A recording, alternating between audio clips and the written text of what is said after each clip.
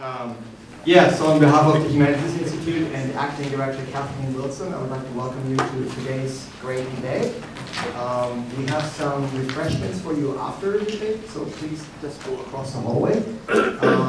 We had some great events this semester, including a talk by Mark Monmonier about coastlines, which reminds me very much of today's talk. But to welcome our panel, please give a welcome to Dr. Bowman from SoMAS.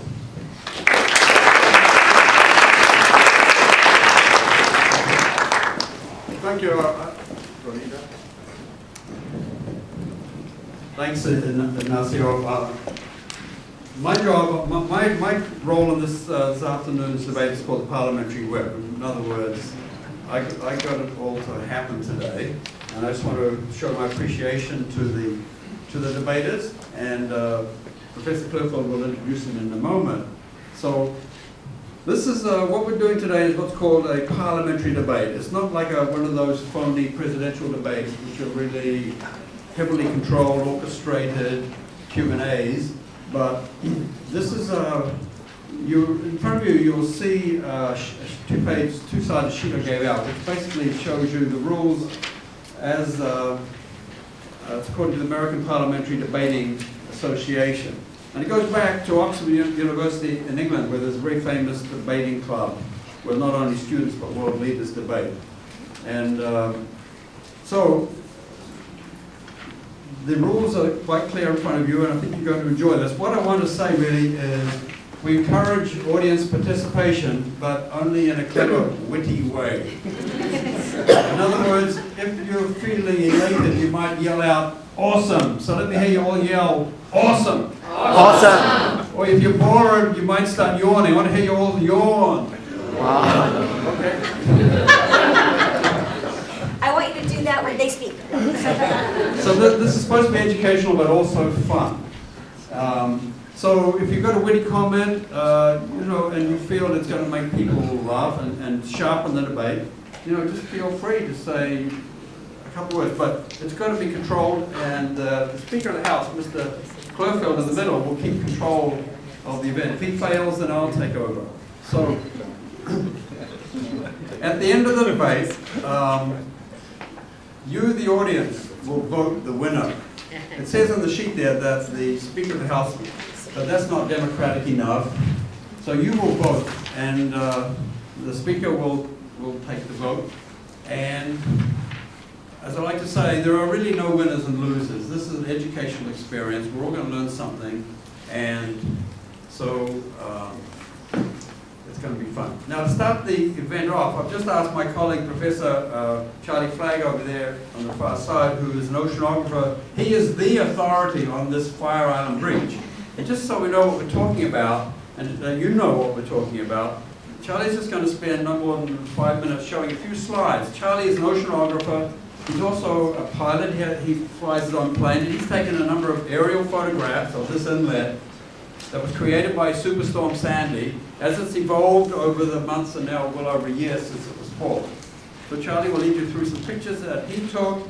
Also, he's on the ground or in the water measuring the flow in and out of the inlet. He is the authority. He will not participate in this debate. But when the debate's finished and you have voted the winning team, I'll invite Charlie to come and sit at the front here, and he can be part of the panel. And that's the chance for you to have Q&A with the panel and to hear perhaps what they really think, not just their political stances. So Charlie, welcome Professor Charlie Flagg.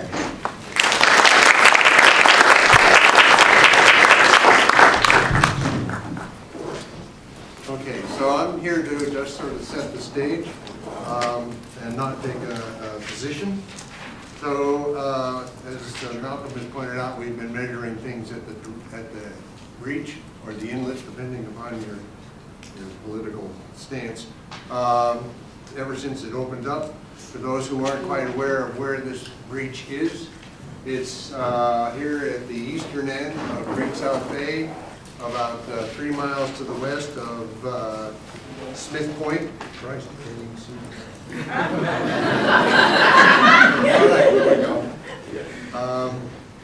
All right, so this is what the area of the old inlet looked like prior to the breach. In the center there is Pelican Island that used to have a house on it that was from the Pattersquash Gun Club. The breach is going to happen right through here. We've also been measuring things at Bellport Dock, which is about 3 miles to the north of the breach. And so this is a record showing the sea level in this red plot. This is the sea level at Bellport. And you can see that here, right before the breach opened up, this water level was about 0 near the mean water level, jumped up to a little over 1.5 meters above mean water level, rose up at about 1 foot an hour. It also brought in oceanic water, and that's what this dotted line is, showing the salinity. And the salinity in the bay increased at about 2 parts per thousand per hour, which is rather remarkable. So there was a real wash of water that came straight across the bay. This is what the inlet looked like 3 days after it was formed. It goes straight across the island and exits a little bit to the east. Now, as time went on, we had this inlet got bigger and moved to the west. And so this is a picture, a photo mosaic from the air in March. So this is November, December, January, February, March, nearly 5 months after the breach was formed. A couple of important things. Most of the sand that was in this formed part of the island, it was blown into the bay, into what's called the flood delta.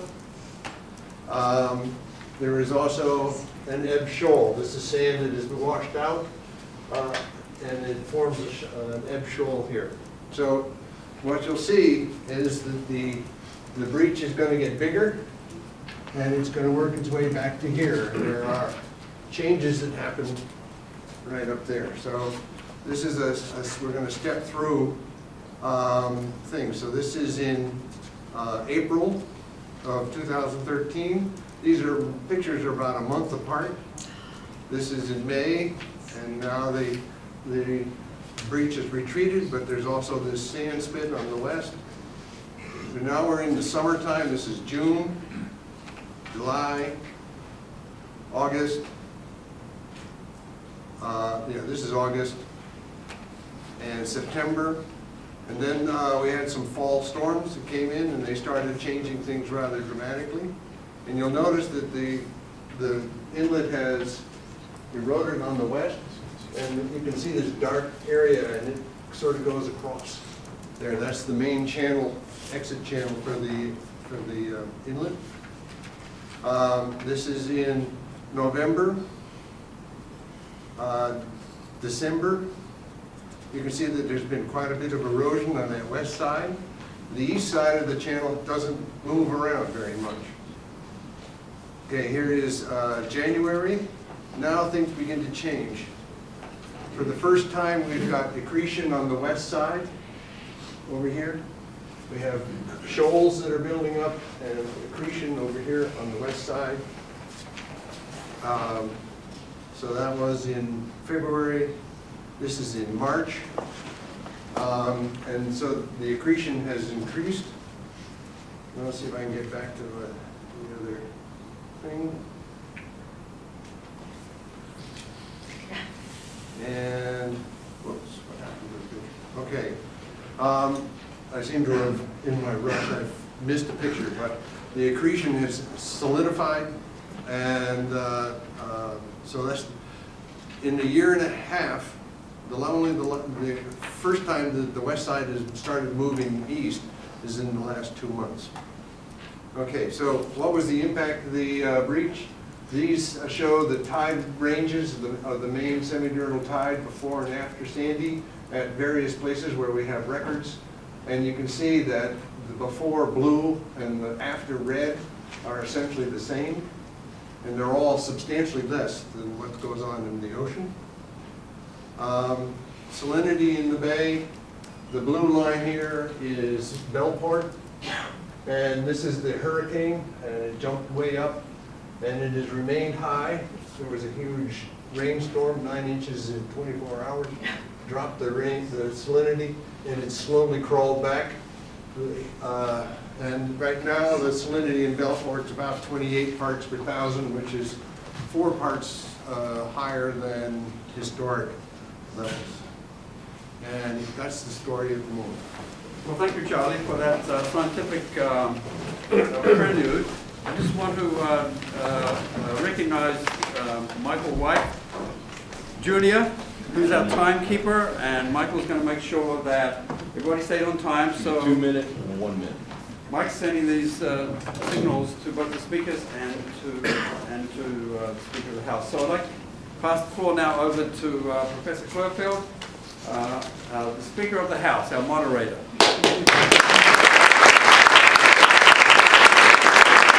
Well, good afternoon to everybody. It was an interesting presentation that Charlie made. It made me think that sometimes it's better not to have the facts up front. And then as journalists, you always say, don't let the facts get in the way of a good story. But I thought that was a fascinating thing to see it as it's evolved. We're going to be debating the question, be it resolved that the Fire Island breach opened by Superstorm Sandy be closed. On the government's team, the Prime Minister is going to be Jeffrey Kastner, who is teaching Long Island Sound Science and Use this semester at Stony Brook. He's also an adjunct assistant professor in biology at Suffolk Community College. He was employed in the town of Brookhaven's Division of Environmental Protection for over 35 years, 10 of which were as the division's director. He has a long-standing interest in natural history and the coastal and land use management of Fire Island, and is the science environmental columnist for the Fire Island Tide. I also should point out he received his master's in marine environmental studies from Stony Brook University. Right to his left, or my left, is the member of the majority, Aram Tertunian, who's a coastal geologist and owner of the first coastal corporation in West Hampton Beach. He specializes, his specialties include coastal flooding and erosion control, wetlands management, coastal regulatory compliance, and endangered species. Aram advises property owners and municipalities on how to enhance and protect their coastal assets. Presently, he is leading a project team in restoring 6 miles of Ocean Beach in Sagaponack, Bridgehampton, Watermill that were devastated by Sandy. He lives in West Hampton. On my right, we have the Leader of the Opposition, Carl Christopher Solar. He is the Superintendent of the Fire Island National Seashore. He's been in that role since November of 2008. And I should point out now that he's here to express his own personal opinion, not the opinion of the government or the National Park Service. He has worked for the National Park Service since May of 1978. As superintendent, he is responsible for managing the seashore's nearly 20,000 acres, an annual budget of just short of $5 million, and a staff of 100. Since 1978, he has worked at the National Park Service headquarters and field positions as an outdoor recreation planner, providing assistance to state and local government, as a park ranger responsible for planning, land use, and community relations, and as a National Park Service legislative affairs specialist, park manager, and partnership coordinator responsible for policies, program development for the NPS fundraising and development. And then finally, we have an old friend, Adrienne Esposito, who's the opposition member. I know her from my days as editorial page editor of Newsday, where she'd come and educate us about what was going on. Adrienne holds a degree in geology and environmental science from CW Post. She's a co-founder of the Citizens Campaign for Environment in 1985. And in 2004, she became its executive director. She has crafted campaigns to engage the public on environmental protection issues including but not limited to upgrading failing sewage treatment systems, the protection of drinking and surface water, remediation of toxic plumes, stewardship of land and water, support for large-scale renewable energy projects, and reduce pesticides application, and more that I won't even try to mention. She specializes in campaigns to protect groundwater bays in the marine environment. So we have a distinguished panel. I want to thank them all for taking the time out to come here this afternoon, and we're ready to start the debate. If the Prime Minister will take the stand. You'll have 7 minutes, and we'll indicate to you when you have, 2 minutes, 1 minute, and then off. Thank you so much. Let's assume, for the sake of argument, that you got a warning from the National Hurricane Center that in 72 hours, a Category 5 hurricane would come and make landfall in your community. If you were a prudent person, you would take some time to stormproof your house to the best that you could. You'd probably go out and get fuel for your generators and food so you had sufficient supply. Even though you know that there's a certain amount of uncertainty when it comes to the prediction of hurricane landfalls and how strong they're going to be.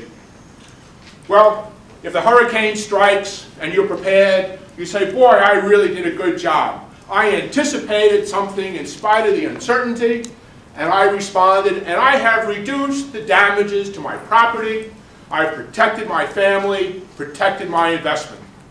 And even if the hurricane doesn't strike your property, takes another path, right? You can still look back and say, well, you know, I acted smartly because there is this risk. It is inevitable.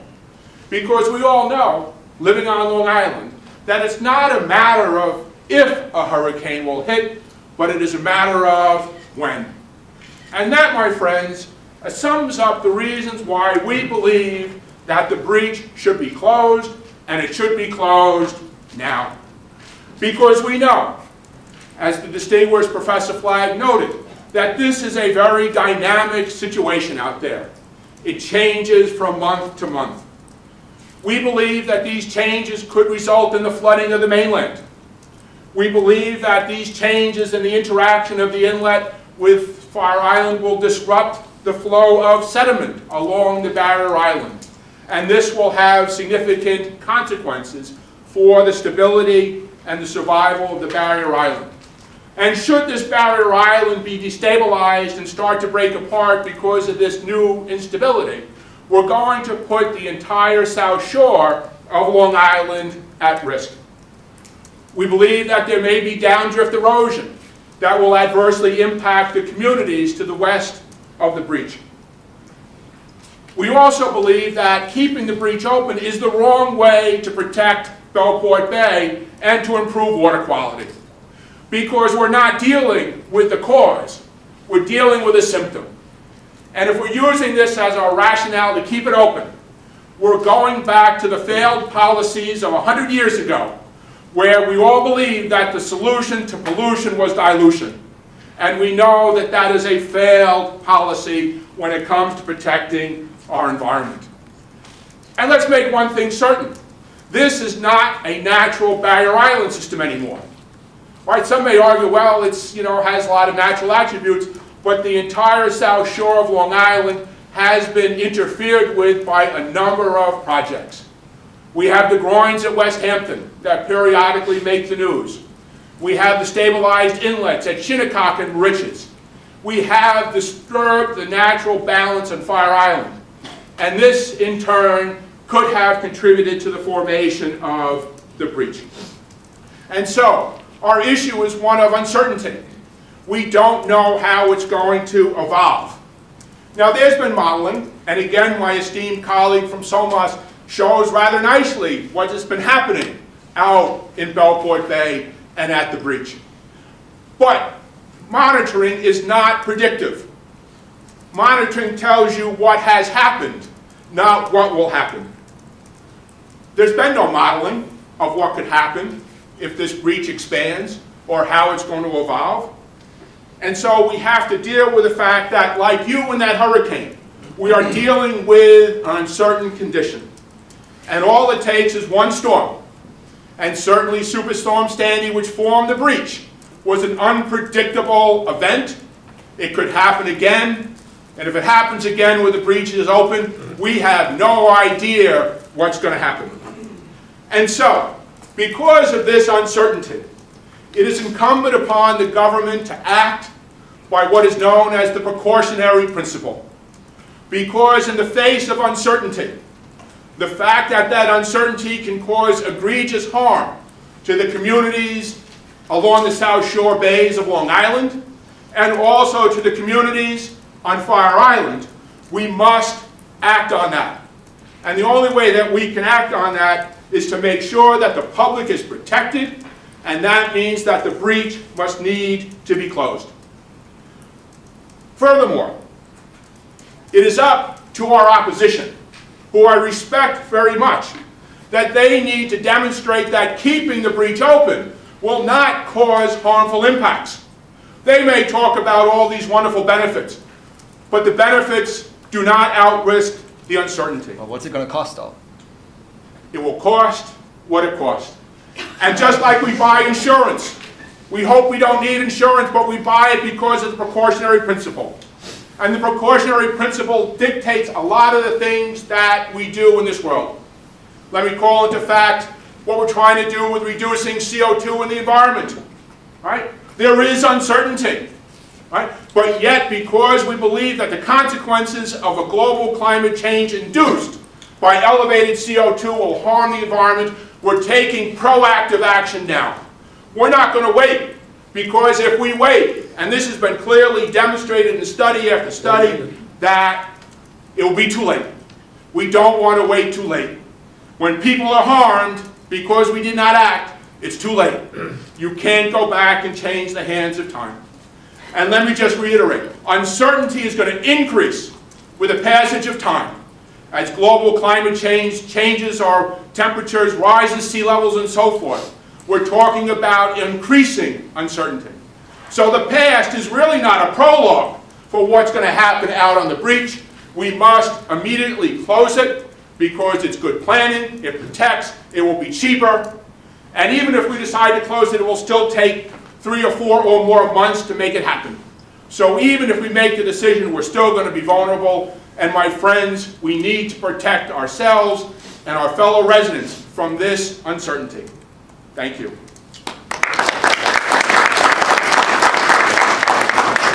We'll now hear from the Leader of the Opposition, If you want to use Chris the Dahl. microphone. I think I can.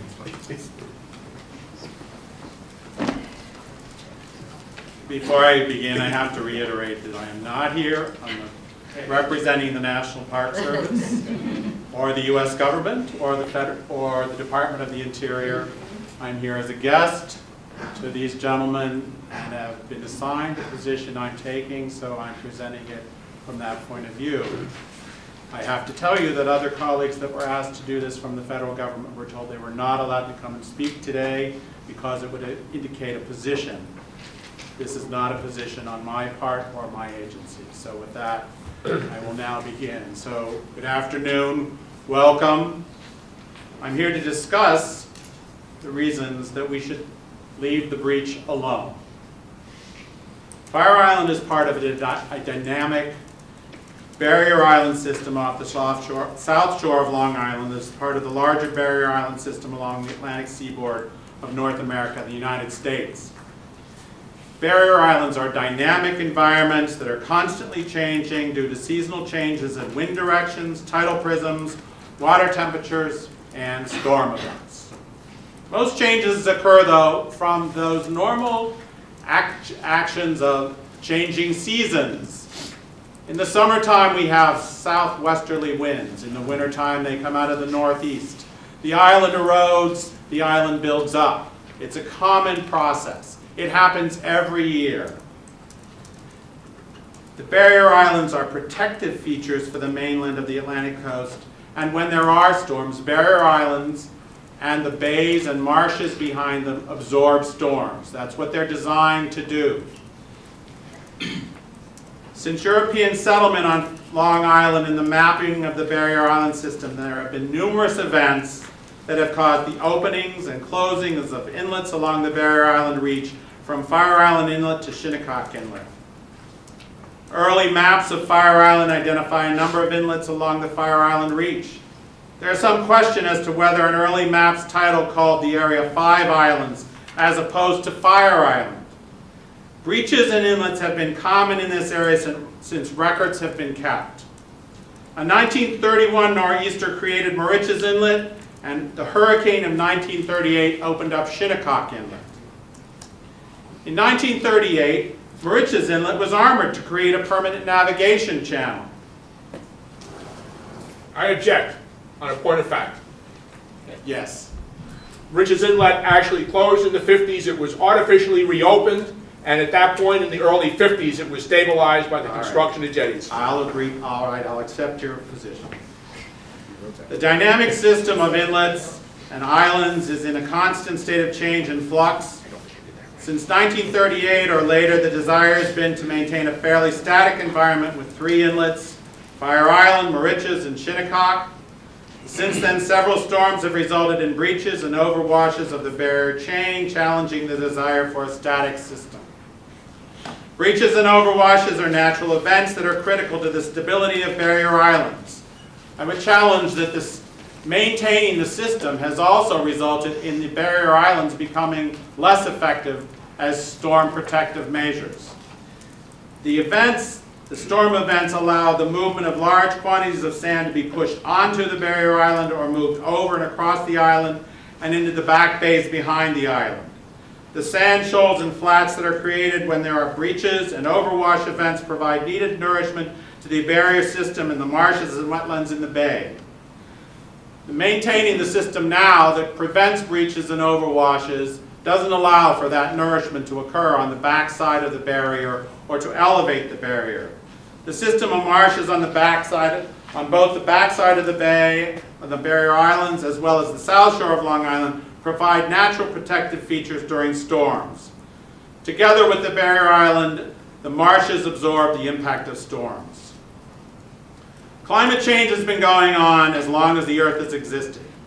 Breaches and overwash events provide badly needed sand to help stabilize and build up the barrier system and the bay marshes to ward against a rising sea. Hurricane Sandy, which many people said devastated Fire Island, it may have knocked down the dunes, but it pushed all that sand into the middle of a sinking island, elevating the island in some places 3 feet. Low-lying areas are now higher to be able to withstand future sea level rise. Breaches and inlets have also been important for maintaining the health of the bays between Long Island's barrier islands and the south shore of Long Island. Breaches allow for needed flushing of the bays as well as an outlet for higher tidal events during and post-storms. Storms bring higher water levels, as Charlie Flagg showed you. It wasn't just because of the breach that there were higher water levels in the Great South Bay. There were higher water levels up and down the entire Atlantic coast, whether there were breaches or not. In fact, the area in Lindenhurst and Babylon has had increased tidal levels for months. However, Bellport Bay, the levels have reduced and are back to where they were pre-Hurricane Sandy. So the breach in and of itself is not what causes the higher water levels. It's the storm events that bring the higher water levels. And we are not talking about preventing storms. We're talking about closing a breach to maybe reduce risk. Automatically closing breaches or inlets to prevent risk does not allow for the important benefits that breaches, overwash, and natural inlets can provide to the long-term health and stability of the barrier island, bay and marsh system that provides natural protection to the mainland. That was my comments. Thank you.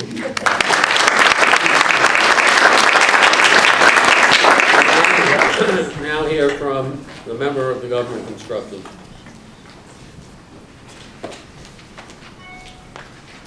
Ladies and gentlemen, The policy of closing breaches in the barrier island system is long established in the government. It has been highly researched, beginning after the 1992 storms, and became the policy of this government in 1994. This policy has been implemented many times and has saved lives and prevented damage. The opposition now wants to abandon this science-based policy for some philosophy that let's have a natural system. And we, as the government, say that's reckless. And as the government, we have a responsibility to everyone to, number one, protect their lives, and number two, to protect their environment. And what the government says is, let's protect everyone first. Because for someone to tell you that leaving a breach in a barrier island is not going to increase the threat of flooding on the mainland is the same as saying opening a door in winter won't make your house cold. It has to. There is no escape. Every study, every analysis, every computer model has indicated that when you have a breach in the barrier island, you increase the threat of flooding on the mainland. This was demonstrated terribly in the communities of Remsenburg after the '92 breach in West Hampton Dunes. It was that tragedy that brought the government to the policy we have today. And I would point out that after Sandy, 2 of the 3 breaches that occurred in the system were closed. One at Mauritius on the eastern side of the inlet, one on the western side of the inlet. And because they were done expeditiously, and because they were done when equipment was in the area to work, the government got a very good deal. Now, it may have cost millions of dollars, but the people were made safe. Now, because of this reckless act of the opposition, we have a situation where our population of 1 million people on the South Shore of Long Island and the infrastructure of hospitals, Good Samaritan Hospital is in the floodplain. If we have increased flooding, where are we going to take our people that are injured? Okay? So what we need to do is to strengthen our barrier island system. What we need to do is to compensate for the processes that have been interrupted by human activity. Yes, we admit that humans have made errors. But when you recognize an error, which is creating an inlet that interrupts the natural system, by bypassing sand around that system, by providing nourishment sand for the backside of the island to keep it broad. What you don't do is ignore all science in order to make a cheap political point. Has any research been done to look at alternative ideas to, instead of jumping to conclusions, to close the breach, to help to the environment as well as the people? Absolutely. In 1994, the government entered into a task force with the best scientific minds and policymakers in the state. They developed a 2-volume report which is available for everyone to read. And their finding was maintain the integrity of the barrier island system. Since then, there have been dozens of studies that show maintaining the viability of the barrier island system is the #1 priority and must be upheld. When it comes to water quality, what we need to do is to correct the errors that we have made there. What we should never do is attempt to benefit one group at the expense of another. It's an attempt to place the burden of responsibility and the risk of damage on one group so that we can make the water cleaner. No, no, no. It is the policy of this government that if we are polluting, then we will correct the pollution. So I say to you, ladies and gentlemen, do not be deceived by the philosophical phrases of the opposition. Understand that our policy at the government is science-based. That every action that we're taking is something that has been painstakingly researched by the finest scientific minds, and not just in our state, but throughout the country. And that when we have an issue, such as water quality, it is our obligation to go to the source of that issue, not to attempt to solve it some other way. Dr. Flagg's wonderful work showed that after Sandy and the breach in the island, two very, very important things. Number one, salinity has stayed higher. Well, the salinity comes from the Atlantic Ocean. And the only way for the salinity to stay elevated is for more ocean water to come into the bay. Salinity actually dropped after a 9-inch rain event. And went right back up again. Look at the slide. Number two, what you saw was directly behind the breach in Bellport, during the storm, the tides were super elevated. Why? Because there was a giant hole in the barrier island. So and how does those the water tides escape? and waves were able to go all the way in, farther into the bay, and to raise the flood elevation directly behind the breach. Precisely what happened in West Hampton and Remsenburg, precisely what happened in Moriches Bay during Superstorm Sandy, in the community of Mastic and Mastic Beach, which were devastated because the barrier island breached, where thousands of homes were impacted. And what every computer model that's ever been done on any barrier island system has shown will happen. We cannot afford the luxury of allowing philosophy to dictate our actions. Is plugging every breach the solution to rising sea levels?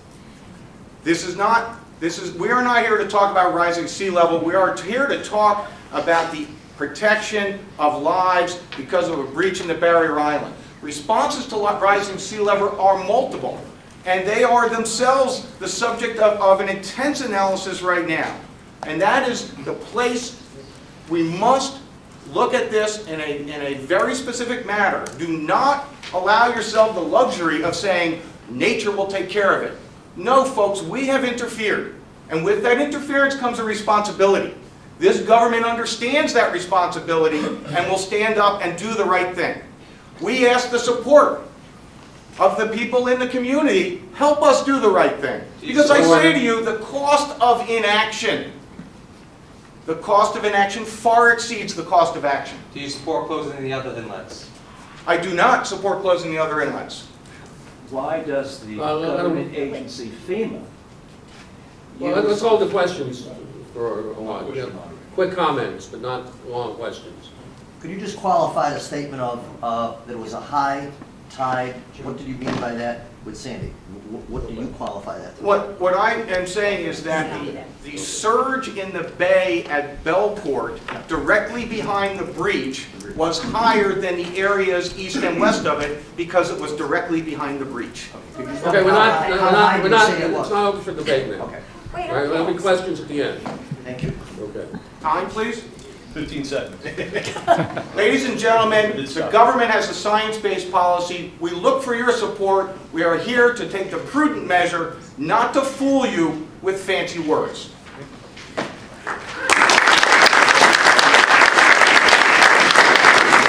The member of the opposition, Adrienne Esposito. He has 8 minutes. Ladies and gentlemen, back to reality now. When someone starts out a speech and says to you, let us assume for the sake of argument, stop right there. And when someone says to you, government has long established this policy, I say to you, yes, for too long. When someone says to you, government's policies are based on science, yes, sometimes it's science from the 1950s. Let us look at the facts, shall we? Let's do that. First off, when someone says to you, well, we need to close that breach because we need to maybe protect the mainland from perhaps a storm or hurricane. Yes, storms and hurricanes are going to happen. We're an island. But those same people are not saying to you, we should close Jones Inlet. We should close Shinnecock. We should close Moriches. We have inlets. And in fact, we make them deeper. In fact, we've been dredging Jones Inlet, you might not know this, to the tune of about 636,000 cubic yards of material from March 2013 to this year. We made it deeper, 14 to 16 feet, and took out material in order to allow greater navigation and greater water exchange. We make Mauritius Inlet wider and deeper. We dredge Shinnecock Inlet. And does anybody cry out, save the mainland? No, they do not. Why is that? Because they know we need those inlets. And then we have little old New Inlet. Very small in comparison to the other inlets. And what do? We say, there's the culprit, my friends. Close it. But we need to have cooler heads and science prevail. Chris Kohler, he is speaking for himself. Oh, and I want to add, I am not speaking for myself only. I'm speaking for the 80,000 people that are members of Citizens Campaign for the Environment. I'm not here representing an issue. I am here really believing and understanding, and we are committed to keeping the breach open. So, what does the breach do for us that's good? Well, I'm glad you asked. What the breach does is that it allows for the natural processes to make the barrier island stronger. Yes, that's right, stronger. If the barrier island doesn't allow for sand to go through and come into the bay, it becomes thinner and thinner, making it more and more fragile. That sand also allows for wetlands to grow. Also, this is very critically important. When we have greater tidal exchange, we're allowing the pollution to go out into the ocean and allow for cleaner water in that bay. When that nitrogen loading leaves that bay, the wetlands grow their roots deeper. This is very important. When wetlands have deeper roots, it makes them stronger and more resilient, which means they protect us from those tidal surges, from those storms, from those winds, and from increasing global climate change. Yes, we are here to talk about that because the breach is, in fact, helping us become more resilient as an island and more sustainable. So greater wetland capacity, greater sand in the bayside, greater water exchange. And no, we are not advocating that the solution to pollution is dilution. We would never do that. You just did. Thank you for that clarity. I'm going to put clarity on that there, Chief. What we're saying is that the problem in the bay is so big. I should know. I've been studying it for 10 years, and some of you many more years longer. Some of you maybe too long. But what we have here is a bay system that has excessive nitrogen loading. Septic discharge is going into our bays, sewage discharge into our bays, nitrogen is building up. The most critical thing happening to our bay's ecology right now is what's called toxic tides. We have brown tides, we have red tide, we have rust tide, we now even have blue-green algae in some of the areas. We have every color under the sun. No, it's not a rainbow to be loved. It is actually tides that are coming in and killing the fish, threatening wildlife, threatening human life, and certainly threatening our ecosystems and the growth of our seagrass. So with the nitrogen being able to escape, it's helpful. Yes, we absolutely need to find a greater conclusion to that problem and remedy to that problem, but that's not going to happen overnight. It's going to take money, it's going to take time, it's going to take technology, and it's going to take a lot of political will and public engagement and public support behind that. And we're working on that. We are doing that. I'm sure you've seen the news, which we won't go into. So what does the inlet do? It allows for a cleaner bay. It allows for a stronger wetlands. It allows us to be protected against tidal surges. It allows us to have a natural process that's occurring. Keep in mind, this is a small inlet. This is small compared to the big inlets we already have, and we keep digging out, and we say that we need and that we ignore. I want to also tell you that when someone says, well, the salinity only comes from the ocean, therefore the ocean's coming in. But yes, the ocean comes in and then it goes out again. Salinity is not a factor of tide depth. Salinity is about mixing, not about tide increase. There's a difference. In conclusion, I'm just going to say this. Good science plus good common sense yields good policy. We have science that has been presented to us from state-of-the-art technology, current science. It's not old. It's telling us this small little inlet is not increasing tides across the South Shore.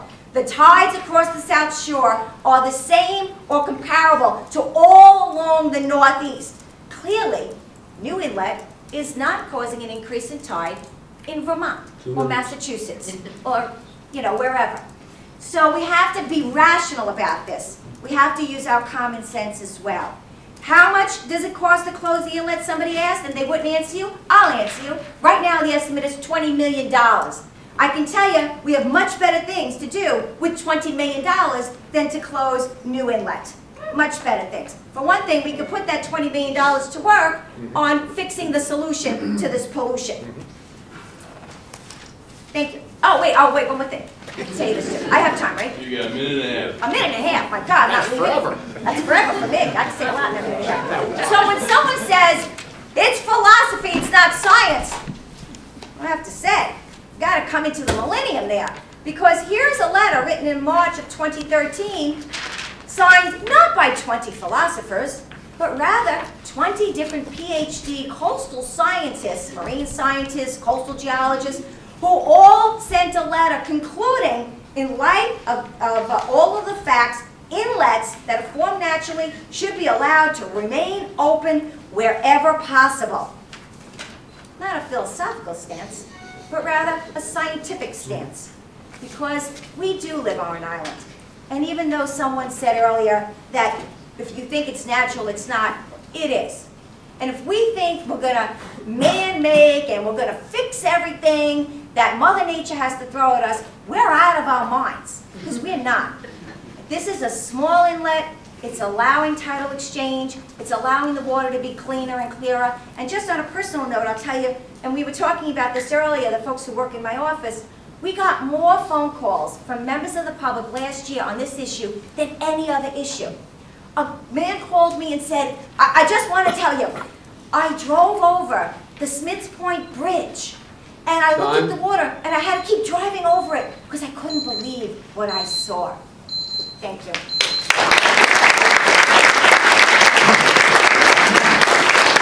For those of you who are standing, there are seats on the sides up front if you want to see. All the way up front. Don't be shy. All right, now we're going to hear from the leader of the opposition for a rebuttal.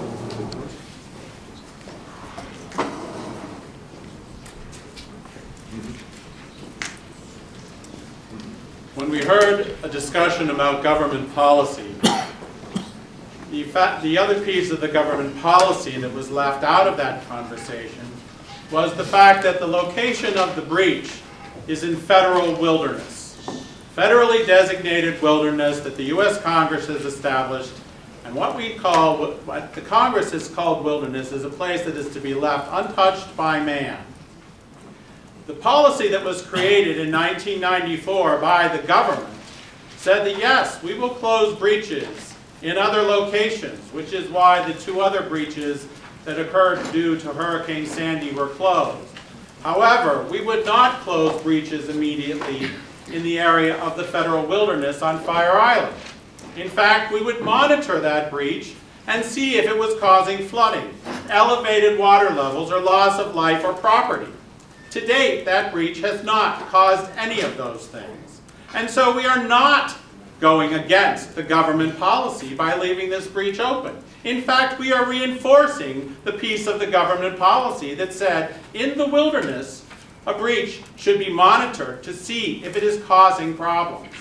And as my colleague has informed you, and as Dr. Flagg has shown us, we are not having increased problems. Yes, there may be higher salinity, there may be cooler waters in those areas, but we're also seeing benefits with regard to cleaner water and improved habitat, not only for fish, clams, other things, but also for the grasses, the marsh grasses that need to grow to help strengthen the barrier system. So we are enforcing the government policy by leaving this breach alone. And we recommend that we continue to do that and not go against the policy that this government has said they're needing to enforce by closing the breach. And with that, I thank you for your attention and your support.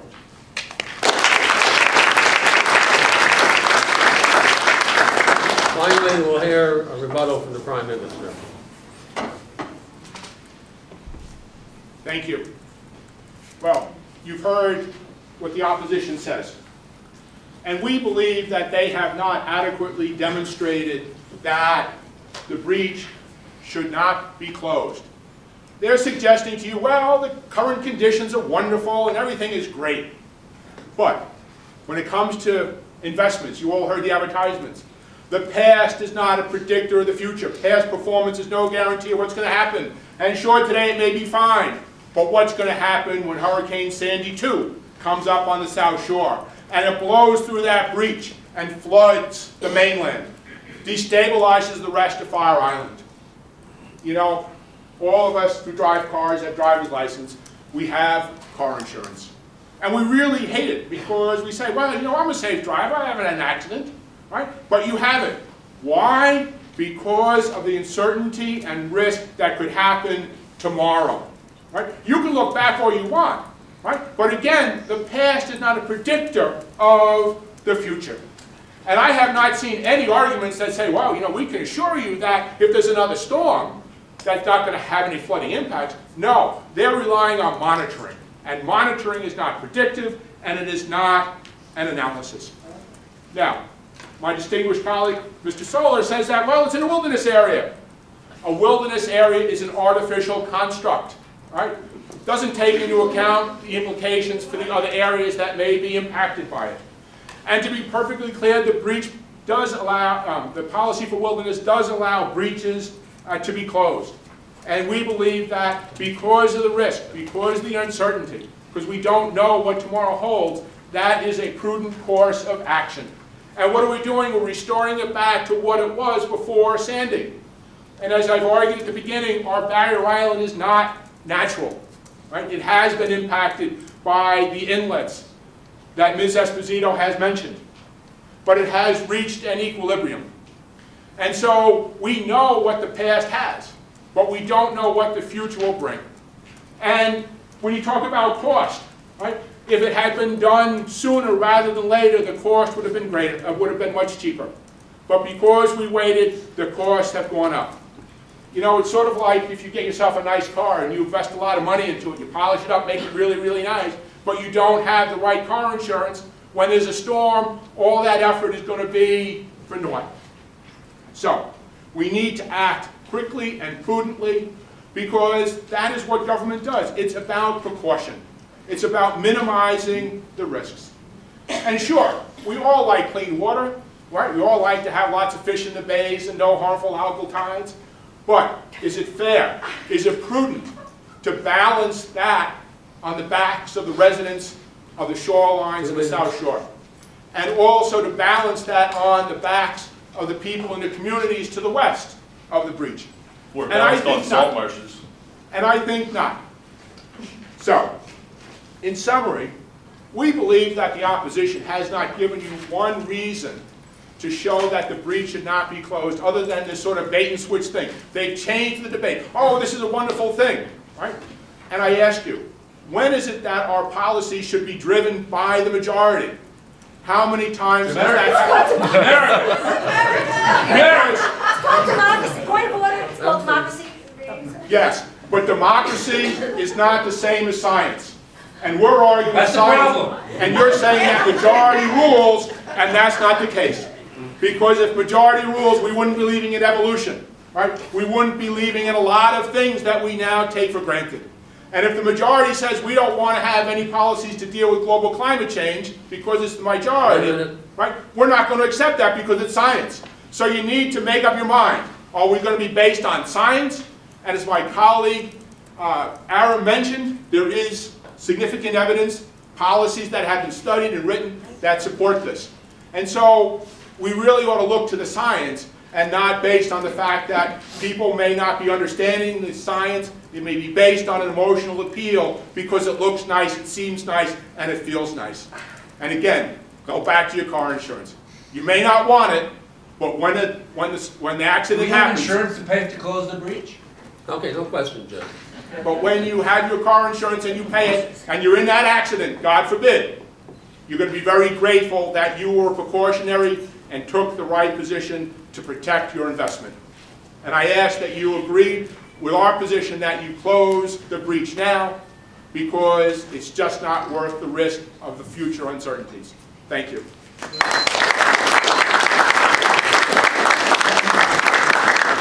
Okay, what we're going to do now is we'll take our vote first, and then we'll open it up to questions. So all of those who feel that the government has made its case for filling in the breach, raise your hand. Okay, I see how this is going. All those who feel the opposition has made its case for letting the breach stay open, raise your hand. The opposition has to win. We have about, what did you say, Malcolm, 10 minutes for questions?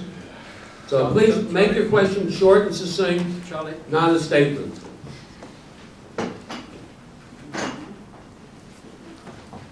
Charlie's just going to join us up here. Okay, thanks. Right over here. Yes, there's a comment that was made in the beginning that said Bellport Bay, and it's called Great South Bay, but they're calling it Bellport Bay. I'd like to correct everyone, the breach is called Bellport Inlet, so if we can get that clear. Thank you. Yes, sir. Thomas Schultz, Bellport Village. I see the breach almost every day. Mr. Prime Minister, Mr. Government Member, why would you not advocate to close Mauritius Inlet, Shinnecock Inlet, and Fire Island Inlet based on your theory to protect the people? Thank you. Thank you. Thank you for the opportunity to explain a reasoned and rational approach to barrier island management. Now, these inlets were stabilized, some of them, Shinnecock Inlet initially in the 30s, both of those inlets in the 50s, and Fire Island in the 50s and 60s, and have been maintained over a long period of time. And in fact, when these inlets are evaluated, which they have been routinely, continuously by people from this university, universities around the country, and the Army Corps of Engineers themselves, what they have found is a stable dynamicism, where the inlets, although they're getting a little bit deeper, are providing a tremendous amount of exchangeable water back and forth in the bay, which is absolutely critical because we're over-polluting our bays by putting septic waste and stormwater runoff indiscriminately into the bay. So that amount of flushing is absolutely necessary to maintain water quality. These are also federal navigation channels which this government has no control over. It is held by a higher authority.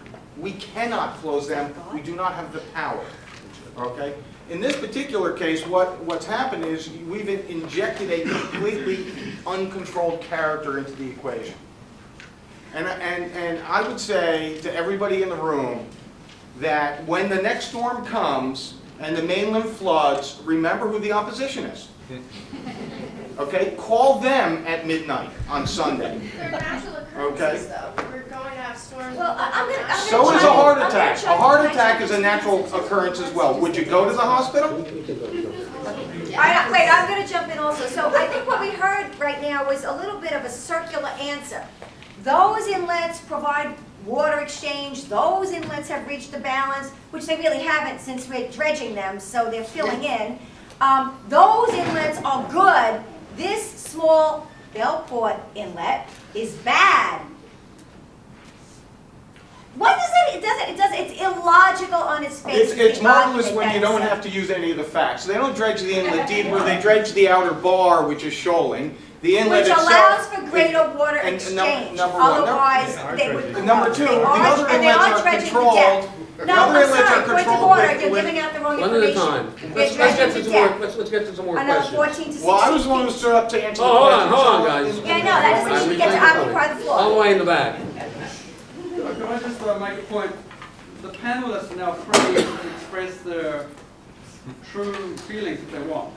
I think we are. Hey, how do you really feel about this? My name is Edward Schifolo. I'm a commercial fisher. All right, fish richest Bellport patch over since I was 4 years old. All right, second generation fishing. All right, Rich's Inlet is not dredged as of right now. Okay, it's a death trap. Thank you. The new inlet, however, has created a nice tidal flow that has created new clams, new eelgrass. I'm not happy about the slime factor, but hey, we live with it. It's natural. I see. We have scallops and Mauritius Bay now to start the storyline. There's things there that happen. This inlet being closed doesn't mean there's no tidal change, there's no salinity change, it's created a better flow for everything to come and go.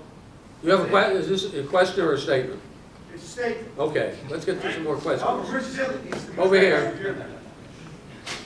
Yes. This question is for Mr. Flake. Stand up so we can hear you. This question is for Mr. Flake. I'm sure we're all tired of the politicians talking. What side, based on your scientific research, what side do you take? All right, that's a delicate question. I have tried very hard to be a completely non-biased observer of what's going on in the bay and in the inlet and report that. And so that's how I'm going to answer the question. The inlet is indeed small. When flooding happens, it happens over the entire mid-Atlantic height. The other inlets are something on the order of 90% of the opening to the ocean. They are responsible for 90% of the big storm surges. A couple of other points. One is ocean waves do not penetrate inlets, any of the inlets. New inlet, old inlet, none of them. Tides come in, but they're heavily damped. Storm surges last many days, and that's how come they fill the bay. Not because the bay is more open or less open. There's very little, when a storm happens over a long period of time, there's very little difference in water level between the bay and the ocean. And lastly, there was thought that during Hurricane Sandy, the Belport Bay suffered a higher water level than the other areas, and that's not the case. The Hempstead and the Lindenhurst area were about half a meter higher than Belport Bay, and that's because when the winds come out of the east, it just blows all the water to the west. And so Belport initially drops, Lindenhurst goes up, and then when the ocean floods in, they both go up like this. So you stay on that. My part, has two parts, this question. What's the probability if the breach is repaired that at some point in the future it will again need additional repairs, and what is the estimate on the frequency that this will have to recur over time? And the second point is, has the change in salinity, what's the impact of that? What has it been and what is it projected to be? Does anybody have any clues as to what this might be over time? Don't all jump at once. Well, with regard to the repair, if it's repaired, the government policy, the official government policy is that it would only be repaired at 9 feet above sea level. So it's not going to be above, whatever, what's the term? NAVD. NAVD, but you need to explain what that means because I could never get it right. But it's only going to be at a certain level. And it would not prevent another overwash or another breach with the size storm that Sandy is. So it would be a constant coming back and repairing if we have storms like Sandy all the time. The majority of the storms we get here, and let's be honest about this, it's about every 30 years we get a storm about the magnitude of Sandy. The majority of our storms are nor'easters. The nor'easter of '92 is what created Pikes Inlet at West Hampton Beach. And other storms have been nor'easters that have caused these inlets. So it's not a Hurricane Sandy, and if a Hurricane Sandy comes again, it doesn't matter whether you got a breach or not. The South Shore of Long Island is going to be devastated again, just as it was under this storm. So that's a reality that I think we all have to. So the long term is, if we were to repair the breach at 9 NAVD, it would have to be repaired over and over again. But that's the policy of where it would be repaired, as it was repaired at Moriches Inlet and in Smith Point County Park, because it was only done to those elevations there. Okay, we're running out of time. But I just Well, want to say, but the other I just want to say one That thing. information is not entirely correct. I'm sorry. You know, Go ahead. I just want to say that, you know, we think that once we fix something, we should never have to fix it again. By that same argument, we should never fill a pothole, because we know that they're going to keep forming. So some things we just have to accept the risk. And I go back to the point that we made, is that while everything may be wonderful now, we don't know what's going to happen in the future. And that breach could open up significantly during a future storm, and then we all might be singing a very different song when the water comes up to our first Hold on, voice. hold on. Here's what I want to do. We have just a few minutes left. I'm going to take 3 more questions. We'll take all the questions together, and then the panel can choose, either answer all of them or one of them or whatever. So 1, go ahead. Okay, so what about the risk about closing the breach, and then you admit it yourself that our natural estuary of the bay is being completely contaminated by sewage? So what about closing the beach and then having contamination of sewage, killing our natural estuary, which are houses of Long Island on the South Shore, which I'm from, live right on the natural estuary. Now that's toxic chemicals polluting, and then another storm comes and all their basements are backed up with Okay, we sewage have and it. rock. Okay. Now, let's go to a second question. I see a hand, but not a person. There you are. Go ahead. Hi. I was wondering if Please stand up so we can hear you. Oh, okay. I was wondering if there is a case where inlets have been naturally closed on their own, because there is such a thing as longshore currents and drifts, and wouldn't that solve both problems, and wouldn't it be a neutral solution? Okay, good question. One more, last one. Right over here. My question is actually pretty quick, so maybe there'll be time for a fourth. And it's for the opposition.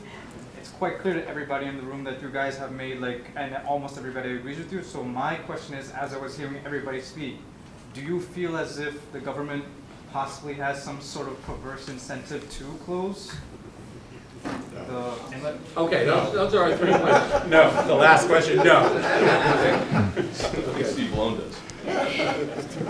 Get them afterwards.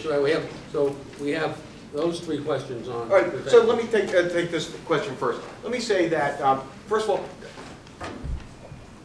Great South Bay is a very vibrant and healthy bay, okay? It is not on the verge of collapse. Read the report that was recently done, they recently completed the total maximum daily load calculations for Great South Bay. Ranked Great South Bay as one of the healthier bays in the United States. Read the report, There's don't sewage read being the summary. dumped into- No, Millions of gallons of sewage being dumped into the natural bay. No, that is a completely false No, there statement. isn't. There are no toxic chemicals being placed into the bay. Our problem is a Well, very I'm not long, gonna say that. our problem in Great South Bay is that there is a very long-term development of the upland which has come with consequences that we have not adequately addressed, that we need to spend $1 billion or so on fixing. Okay, the bays before this breach were really quite healthy. Yes, did they have problems? Absolutely. But they were not anywhere on the verge of collapse. You know, read the reports, don't read, I'm sorry, Jim, don't read the newspaper and don't read the sound bites. You guys, I bet there's a bunch of people in this room that are scientists. Read the whole paper. Okay. Wait, yeah. Okay, so, again, back to reality. The Great South Bay is not the healthiest bay in America. Okay, it's an No one estuary ever system. said that. Well, you just alluded to it. It's That is not true. No, that is true. So anyway, it's part of the South Shore Estuary Reserve, which is the interconnection of bays that go from Shinnecock Inlet to the east to the Atlantic Bay Bridge to the west. The quality of that water is degrading. And in fact, I would encourage you to read the whole reports. Reports are being released right now looking at the nutrient and the nitrogen loading into those embayments coming from groundwater inflow, which is mostly from septic releases that go into those embayments. And in fact, it does contain some toxic chemicals. So the other statement was false as well. The biggest culprit is nitrogen. Nitrogen is what is fueling these toxic algal blooms. One of the things I think it's very important that the inlet does is if you look at, and if you read the whole study, the brown tide data. The brown tide data shows great density of brown tide cells that decrease as you get closer and closer and closer to Bellport Inlet.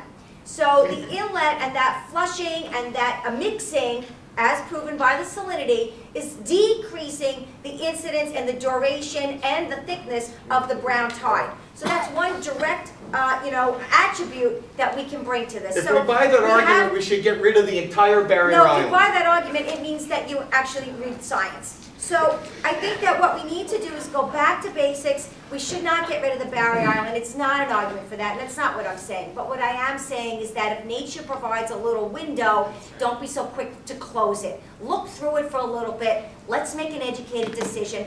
Let's look at the science. Let's not be flat earthers. Let's see where we're going with this. Okay, thank you. I want to thank everybody. With regard to the natural closing of the inlet, yes, Old Inlet itself, which is called Old Inlet, the area is called Old Inlet, there was an inlet there before, and it closed on its own. And it is opened on its own before, and it's closed on its own. And to be quite honest, as the superintendent of Fire Island National Seashore, I would love it to close on its own. That would be the ideal in my mind if it just closed on its own. And the government policy, and part of the whole issue of wilderness and keeping the breach and monitoring it is to see if it will close on its own. I mean, and I think everyone would love it if it closed on its own, even these people, because it's natural. It would be what the process is. It would be allowed to do its thing. So, from that position, I would love it to close on its own. I think this was Okay. great. Thank you to the panel members.